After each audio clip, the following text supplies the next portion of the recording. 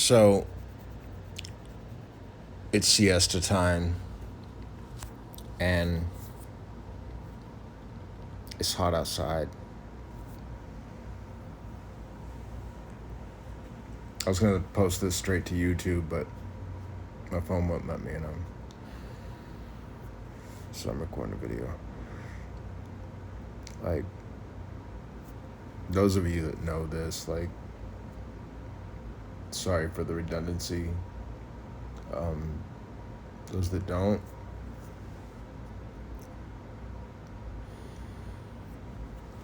welcome to the lucky.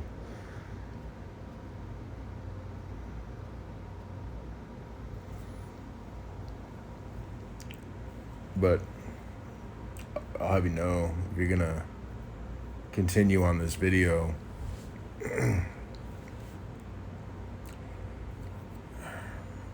do so with discretion.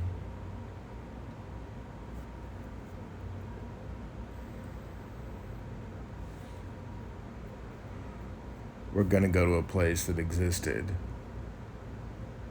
for way longer than it should, right?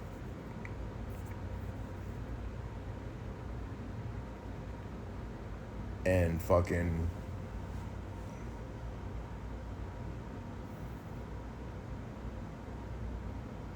it was a horror story, like a horror movie. My favorite horror movie when I was a kid was It. And my brother would bring home Faces of Death. I love that shit. Why? Because it was more chill than the horror movie I was fucking living. It gave it comedy.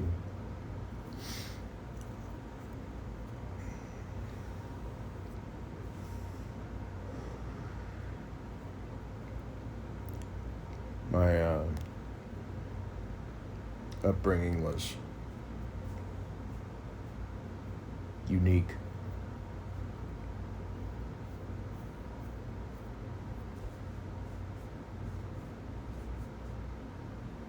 I'm recognizing the weight of doing this publicly and letting the balances settle where they need to settle. I grew up in a really fucked up environment. My dad was a cult leader, Curly Thornton. And fucking, I was the youngest of the accounted for children. No, Curly slept with like half of fucking the United States, if not more. And fucking,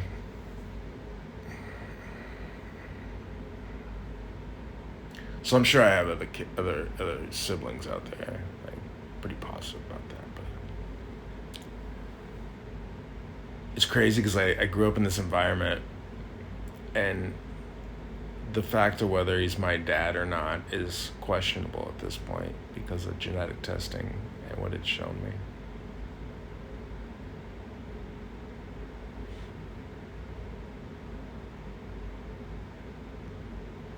So my mom put me in this environment knowingly. She married Curly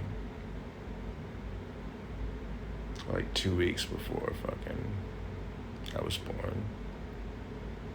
No, she married Curly in November. I was born October 13th. She married Curly in November, and she divorced her husband that she was with on something like October 1st. So she divorced. I'm like, it's ridiculous.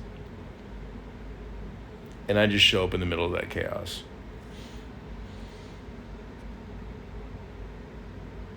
The year I was born, John Lennon got shot for absolutely no reason.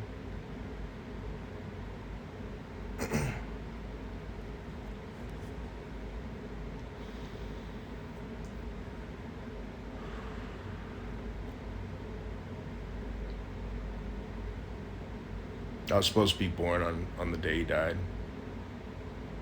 That was my due date. I was 2 months early.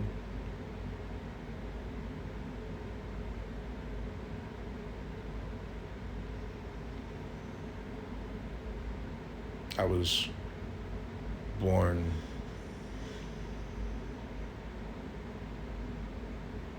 unfinished. Like, I wasn't done cooking, so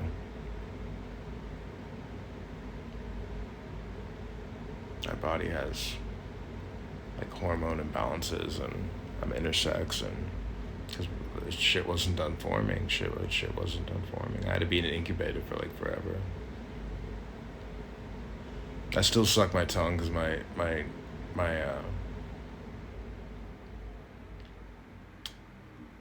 they when I was in the incubator, they had to teach me how to suck so I could eat.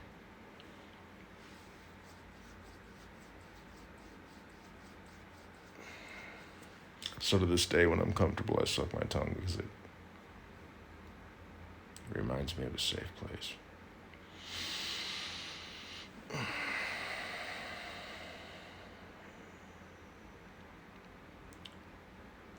But Curly took me everywhere on his like spiritual missions or political goings. Like I went everywhere. I'm sorry I poked you, Puggles. Um, I went everywhere, and he would read his Bible. I feel like I'm repeating myself because I've told my girlfriend this, but he would read his Bible. Um, Driving down the road on the highway, going 75 miles an hour in his Chrysler New Yorker. I'm sitting passenger seat, and he would just read his Bible. He'd pull out his highlighter, pop it open with his mouth, highlight what he needed to highlight, because that was more important than getting his kid to safety. It was really important that line in the Bible was highlighted. Dude, you should see his fucking Bible. It's fucking like one of my siblings has it at this point. Like I'm not sure who. It's like lost in no man's land. It's this token of like nobody wants it and everybody wants to see it at the same time. It's like a total train wreck. So he wrote so many notes in that fucking Bible, and the pages were legit brown because he highlighted so much. So there was no point to the highlighting at this point. But he to him, he felt like he was doing something. I felt like he should maybe be driving. I felt like he should maybe be looking at the road. I was just a kid though. I didn't have much say. Obviously, that's how we're getting here. So fucking Curly drove down the road and reading his Bible and highlighting fucking shit. Just shit brown paper. Guy was so fucking twisted his Bible was brown. Come on now. You're vibing. You can see through this. I feel you. But before that all happened, before the cult came to be, he was married to my mom. It was a sweet, loving relationship. He would get sent to jail. Colleen, just being the ride or die she was, would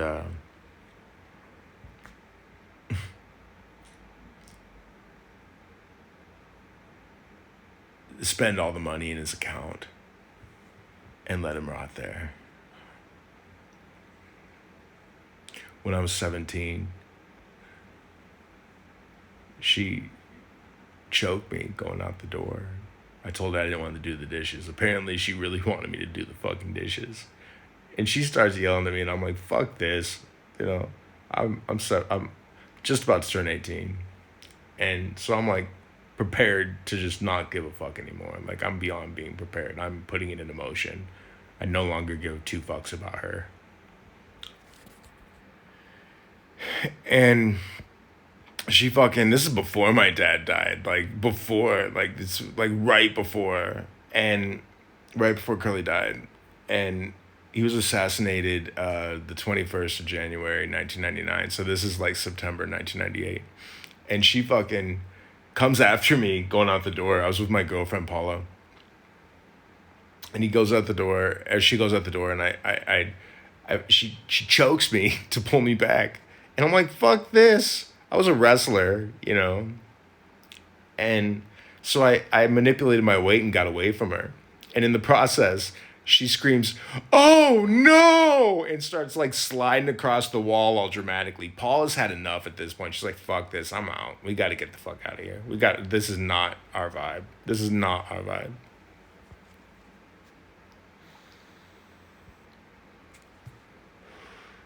I go to my friend's house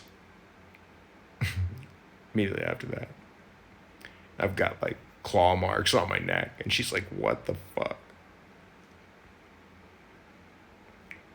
Like 10 minutes later, the cops pick me up. Oshkosh Police Department picks me up. And it was cool because I had a female officer, so the OPD did not like me very much.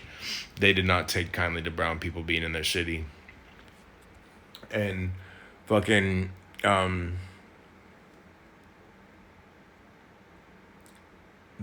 was a female officer, and she looked at my neck. She told me, "Sweetie," like literally just like this. She saw me. She said, "Sweetie, somebody has to go to jail." I looked at her. I said, "So I'm assuming because I'm the guy, I'm going to jail?" And she's already seen my neck. Like,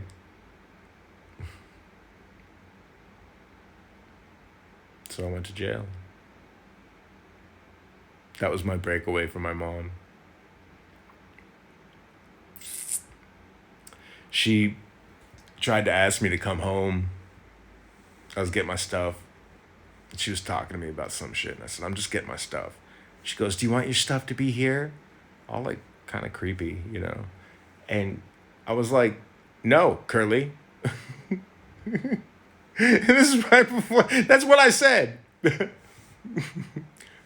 My mom has been in a perpetual victim stance over Curly for her whole life. Like, Curly was some shit. Curly was some shit, but grow the fuck up. Like, you put yourself in that environment. You married him. You forced your children into that fucking environment. Like, suck that up, bitch. Quit your victim stance. You put yourself in that energy. You created that energy.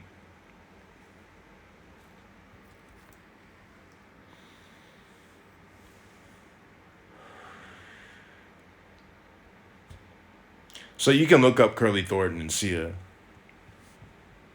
lot of facts, right?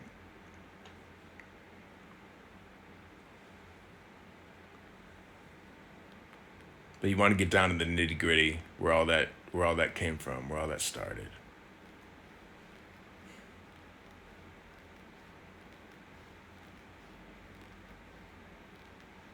Colleen.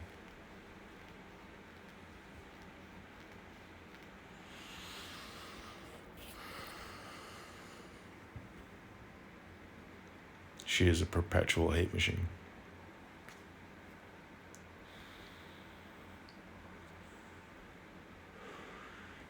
I'll probably get sued for this fucking video. I don't give a shit. I don't give a shit. Can't get my money.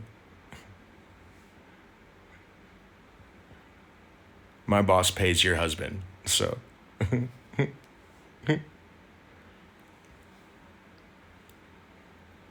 You gonna sue me for telling the truth? Fucking legit. Let's go at it. I'll divorce you at 45. Fucking, this woman was so horrible. So horrible. And she's still alive. And she's still just vibing this vibe of hate. Of perpetual hate. She's raising my kid. She took my kid away from me, my son.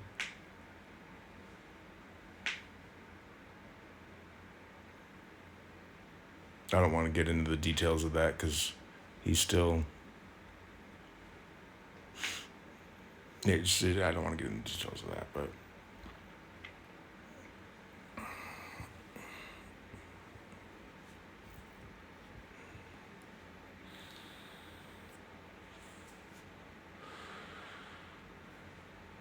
I know that a lot of you don't know where this video is coming from, so you're wondering, why is it so? Do your research and come back to it. Do your research and come back to it.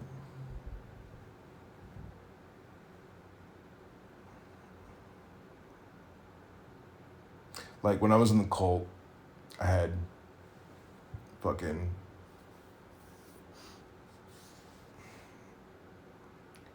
his followers, Curly's followers, fucking, I have this little spot on my forehead right here. And when I was a kid, that was really prominent. And Curly called it the seal of God, right? That I was chosen. He would tell me all this shit about being, like, every time. I feel like I've told this story so much because I've been talking to my loved ones. But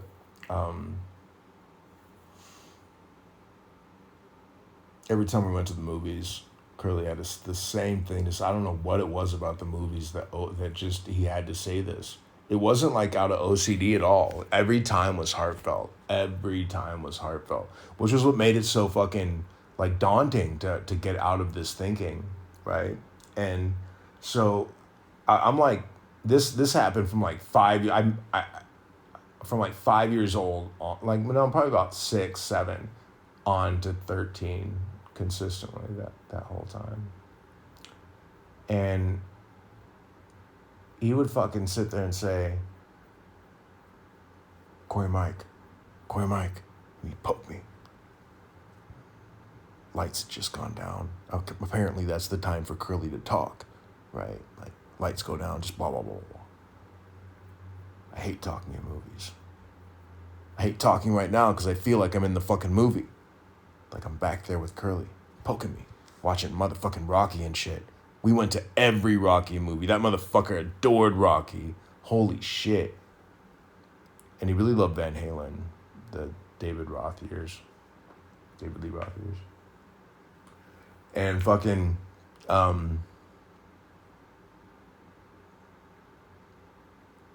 he'd poke me and say, Corey Mike, they're gonna come in the masses. I don't know who these people are. Every time I thought about, like, every time he said it, I thought about pie. Because of molasses. I thought about pie. Every time I was like, are they gonna bring me pie? Fucking for like 7 years that shit went on, I thought about pie. Every time he said it. Every last time. So I wasn't paying too much attention to what he was saying. And then, like, the preview would start to come on and it would hit this. I mean, this was like a ritual. Like, the preview would come on with this emotional peak, and Curly would use that wave to poke me. Corey Mike, you're chosen. Like, fuck, man. I got this psychotic person, like, on repeat, poking me. And I'm young, so I'm like a kid. I have to go where he goes, right?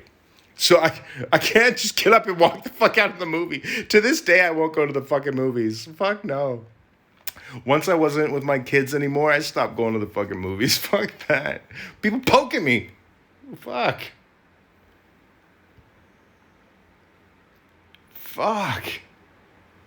Driving me fucking. We were speaking of the movies. We were in Spokane, and we were going to a movie, and those of you that fucking are in the know how much fucking salt Curly used, right? Like, so much salt.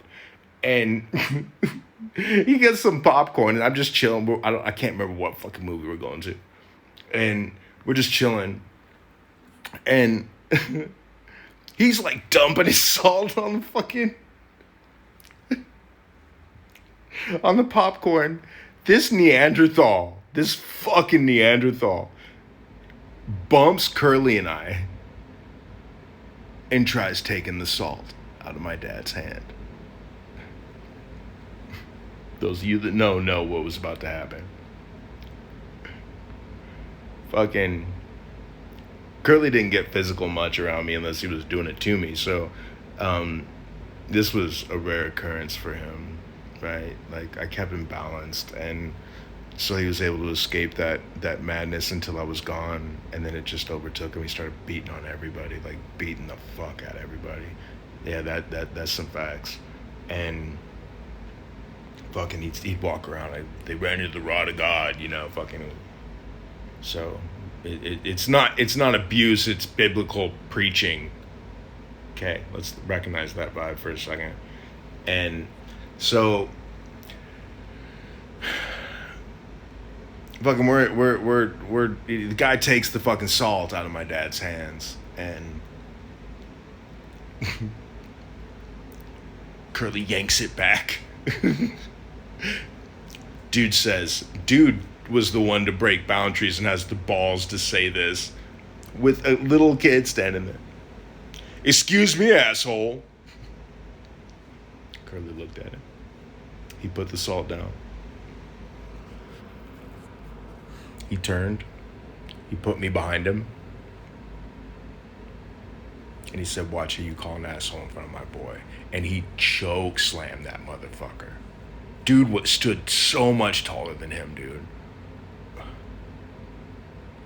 Curly was a beast, bro. Like, fucking a beast. Like, the shadow inside of him, the beast inside of him was so strong. And it tormented him his whole fucking life. That balance of light and dark. He couldn't risk going into the dark to see what he needed to see about himself to stop that from occurring, that burst, that anger, that fucking violence. And he never did. I mean, when he got his head blown off, I mean, he fucking lived by the sword, died by the sword. He fucking, it fucking legit, like.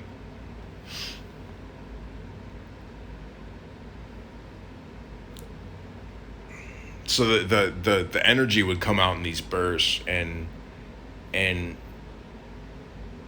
shortly, like in that time period, he was hitting me a lot. Like, he was hitting me a lot in that era. And he took me to Spokane to go see my brother to fucking maybe find some peace and some serenity. What's strange is on that trip in his New Yorker, like, it's weird. It was like March 1994. And I knew in that New Yorker that the world was going to change. Like, that the world as I knew it was about to change. The next month, Kurt Cobain was found dead of homicide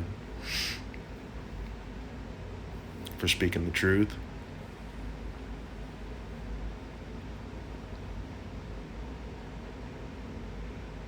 By that same shadow that exists in all of us, that got power, it got sway.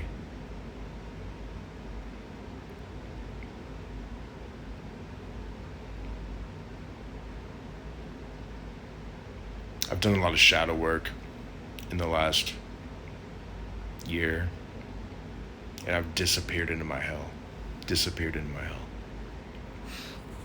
Absolutely motherfucking disappeared into my hell.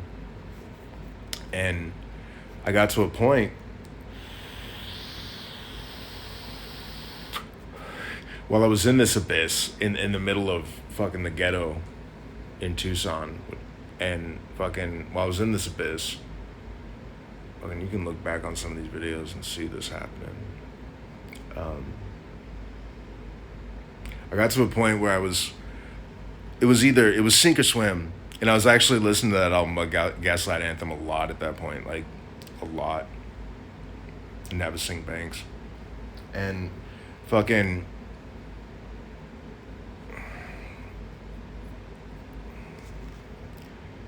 I got to a point where I was able to look at my demons and see them individually for how beautiful they were and why they were as dark as they were, and what created them. Go back to the root and then heal the root through chakra work. Tai Chi. Fucking, I just lay with all the crystals on me, just line them up down my chakras, and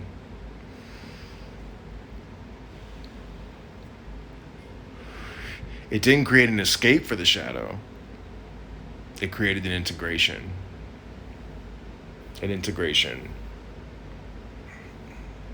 And when I integrated my light and dark sides,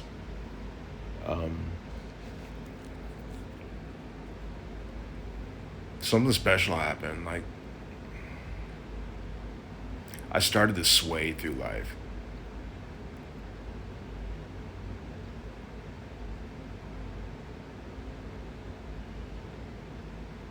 I noticed when I crossed the street to go get my cigarettes, people turn the corner to go down to go down Grant from Tucson, and I'm literally stopping traffic. It's fucking insane.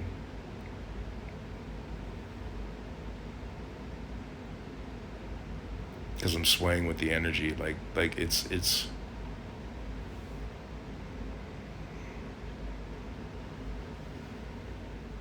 Curly had a lot of things mistaken. He had a lot of things mistaken. And one of his first mistakes was to focus on religion. He wanted himself to be the focus. He wanted to be the focus. He wanted to be the one that everybody focused. Let me look at me, look at me. The ego was fucking out of control, the shadow, right?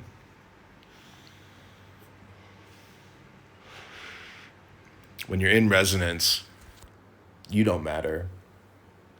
All that matters is that you project resonance. You project that vibe that's gonna save the world. And no one's gonna fucking know what's happening.